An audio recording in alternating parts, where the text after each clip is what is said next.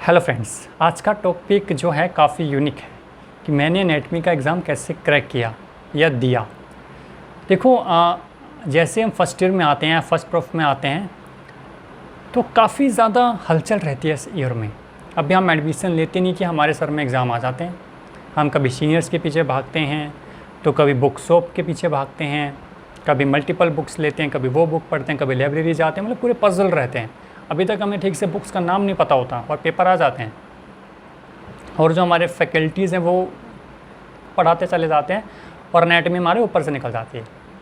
इन सब के बीच आपको कैसे मैनेज करनी है चीज़ें, आपकी क्या स्ट्रेटजी रहनी चाहिए या मेरी क्या थी।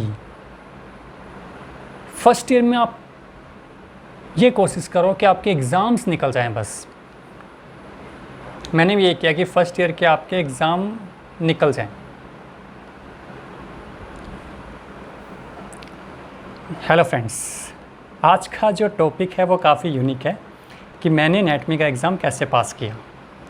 यार देखो, फर्स्ट ईयर में जब हमारा एडमिशन होता है या फर्स्ट प्रूफ में, अभी हमारा एडमिशन होता नहीं है और एग्ज़ाम आ जाते हैं, तो अभी तक हमें बुक्स का ठीक से नाम नहीं पता होता, हमें सब्जेक्ट ठीक से नहीं पता होते, अभी हम अपने क्लासमेट से ठीक से नहीं मिले होते, सबसे फैकल्टी से कोई इंटरेक्शन नहीं होता और हमारे पेपर्स आ जाते हैं।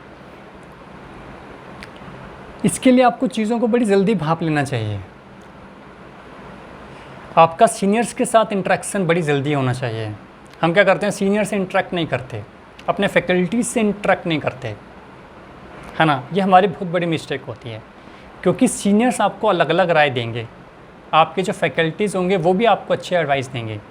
उन सभी को मिलाकर आपकी जो अपनी जो इनर वॉइस होगी वही आपको एक अच्छे मार्क्स दिला सकती है। मेरे साथ भी ऐसे ही हुआ। जैसे मेरा कॉलेज में एडमिशन हुआ, एनाटॉमी मेरी with in 2 to 3 weeks favourite हो गई और मैंने भांप लिया था बड़ी जल्दी कि एनाटॉमी में डायग्राम्स बहुत इंपॉर्टेंट है।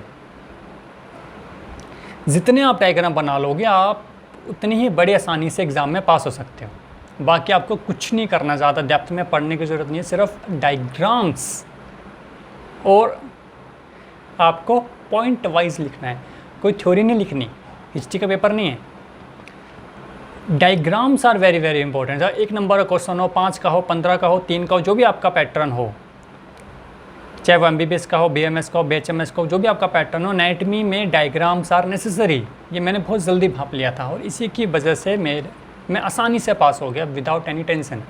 मैंने प्रैक्टिस की डायग्राम्स की, सुबह शाम रात दोपहर डायग्राम्स की प्रैक्टिस की। इतना मैंने याद नहीं किया चीज़ों को कि एनाटॉमी क्या है। एनाटॉमी हमें बताती है कि हमारी चीज़ें हमारी बॉडी में कहाँ पर हैं, लोकेशन कहाँ पर है एग्जैक्टली, और कुछ नहीं बताती एनाटॉमी कि ये पर्टिकुलर वेन कहाँ पर है, ये आर्टरी कहाँ पर है, स्टमक कहाँ पर है, स्टमक के पार्ट कैसे कैसे अरेंज है, डिओडनम कहाँ है, इलियम कहाँ है, चेचिनम कहाँ है, प्रोस्टेट कहाँ है, फीमर कहाँ है, पटेला कहाँ है, नी कहाँ है, सेक्टा सेक्टा। तुम्हें लोकेशन ही तो पता करनी है, लोकेशन थ्योरी से तो पता नहीं होगी जब तक हमारे पास पर्टिकुलर डायग्राम नहीं होगा। डायग्राम बना दिया आपने तो टीचर को समझ आ जाता है कि इसको लोकेशन पता, और वही चीज़ इंपॉर्टेंट है एनाटॉमी में कि हमें लोकेशन पता हो। लोकेशन नहीं पता होगी तो पेपर का फ़ायदा नहीं है। लोकेशन और डायमेंशंस के लिए एनाटॉमी पढ़ाई जाती है कि आपको लोकेशंस पता हो, चीज़ों को डायमेंशंस पता हो, क्योंकि जब डायमेंशन बिगड़ेंगी तो वो एक्सरे अल्ट्रासाउंड में आएगी। ये बहुत इंपॉर्टेंट चीज़ है। तो मैंने बड़ी जल्दी भांप लिया था कि मुझे डायग्राम्स बनाने हैं, डायग्राम्स की प्रैक्टिस करनी है, फ्लो चार्ट्स की प्रैक्टिस करनी है और पॉइंट टू पॉइंट लिखना है। ज़्यादा बकवास नहीं लिखना, चाहे 1 नंबर का क्वेश्चन हो, 3 नंबर का हो, 15 मार्क्स के क्वेश्चन में भी या 8 to 15 मार्क्स के क्वेश्चन में भी हार्डली 1 to 2 पेज फिल होते थे। 2 to 3 पेज डायग्राम आप बड़े बड़े बनाओगे तो 4 to 5 पेजेस भी फिल। डायग्राम जितनी मर्जी बना लो, 8-9 पेज में बना लो चलेगा, लेकिन थ्योरी आप लिखते चले जाओगे 8-9 पन्नों में। ऐसे मैसेज भी आते हैं मेरे पास, सर हमने तो बहुत ज़्यादा लिखा था, हमने तो 4 to 5 जो पेजेस भर दिए थे, फिर भी हमारी सप्ली आ गई। क्यों आ गई? डायग्राम ही नहीं थे तुम्हारे पेपर में। एक बच्चे को मैंने बोला कि वहाँ तुम्हारे पास आंसर शीट हो तो भेज दो, उसने आंसर शीट भेजी, उसमें देखा आधा अधूरा सा डायग्राम बना रखा था, पूरा 4 to 5 पन्ने जो भर रखे थे वो थ्योरी से भर रखे थे। क्या मार्क्स मिलेंगे यहाँ पर? आज जो प्रोफेसर्स होते हैं एनाटॉमी के खास तौर पे, या पूरे मेडिसिन की बात करो, मेडिकल फील्ड की, वो डायग्राम एक्सपेक्ट करते हैं हमसे। डायग्राम्स ही नहीं होंगे तो नंबर नहीं आएंगे, ठीक है ना।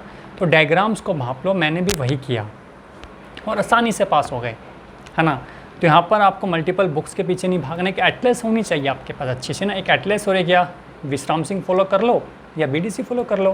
बाकी ग्रेज नेट में देखने की कोई ज़रूरत नहीं है, या स्नेल्स नेट में देखने की ज़रूरत नहीं है, स्नेल्स क्लिनिकल नेट में देखने की ज़रूरत नहीं है, कोई भी बुक्स देखने की ऐसा ज़रूरत नहीं है। सिर्फ BDC या विश्राम सिंह और न्यूरोनेटमी की विश्राम, जो भी आपको अच्छी लगे, इंद्रवीर सिंह देख सकते हो। लेकिन डायग्राम्स की प्रैक्टिस करो यार, भरपूर डायग्राम, जब भी टाइम मिले एनाटमी में डायग्राम्स बनाओ, ड्राइंग अच्छी हो जाएगी, आगे काम आएगी, आगे आपके पास ज़िंदगी पड़ी है सीखने के लिए।